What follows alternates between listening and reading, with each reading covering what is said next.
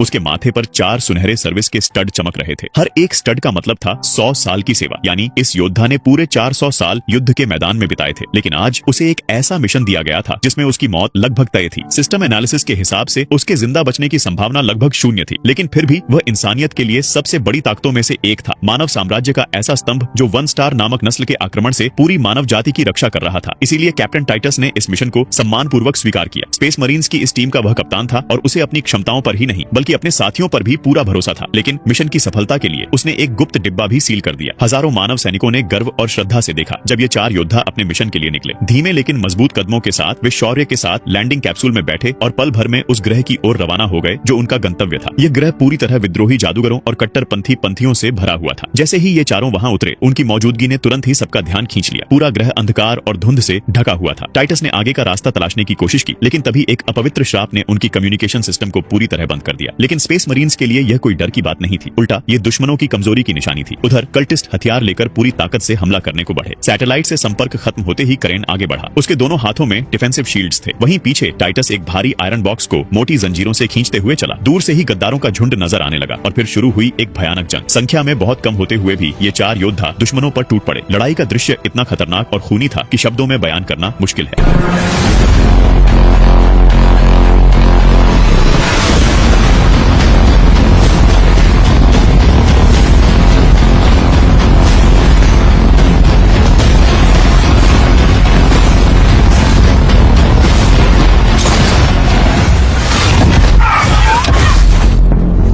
केवल वही लोग इसे समझ सकते थे जो युद्ध के मैदान में होते। सम्राट के मौत के फरिश्ते। सामने की भीड़ पल भर में काट कर गिरा दी गई। लेकिन तभी करेन की नजर दूर खड़े एक टैंक पर गई। उसकी तोप घूम रही थी। करेन ने तुरंत अपना ढाल सीने पर टिका दिया। दूसरी तरफ से गोलियों की बौछार हुई। ढाल पर चिंगारियां भड़क उठी। तभी एक आकृति गोलियों के बीच से निकलकर आगे बढ़ी। ये और कोई नहीं बल्कि वही चुना हुआ योद्धा टाइटस था। मौत से बेखौफ वह सीधा दुश्मन के टैंक की ओर भागा। तगड़े दुश्मन फायर का सामना करते हुए भी वह डगमगाया नहीं। उसका शरीर टैंक के आगे वाले हिस्से से इतनी जोर से टकराया कि पूरा ढांचा मरोड़कर टूट गया। उस टक्कर का इस्तेमाल करते हुए वह टैंक की छत पर चढ़ गया और दुश्मन को पल भर में खत्म कर दिया। टाइटस के पीछे से उसका साथी स्पेस मरीन भारी लोहे का क्रेट घसीटते हुए आया। उसने गुस्से से टाइटस की तरफ देखा, क्योंकि बिना इजाजत फॉर्मेशन तोड़ना युद्ध क्षेत्र का बड़ा गुनाह था और टाइटस का असली काम था उस क्रेट की सुरक्षा किसी भी कीमत पर। एक छोटी सी मीटिंग के बाद दोनों फिर से आगे बढ़ गए। उनके पीछे जो टैंक था वो विस्फोट से पूरी तरह चकनाचूर हो चुका था। ये इस बात का इशारा था कि अब वे डेमंस के कब्जे वाले वॉर्प क्षेत्र में आ चुके हैं। यह इलाका काले धुंध से ढका हुआ था। यहाँ नंगी आंख से देखना लगभग बेकार था। हर कदम पर उन्हें मिट्टी से आती सड़ांत और मौत जैसी गंध महसूस हो रही थी। थोड़ी दूर जाने के बाद अचानक उनके सामने एक गहरा गड्ढा नजर आया। लेकिन चारों स्पेस मरीन्स ने जरा भी हिचकिचाहट नहीं दिखाई। वे एक के बाद एक कूदकर अंधेरे की गहराई में उतर गए। जैसे ही वे एक निश्चित गहराई तक पहुंचे,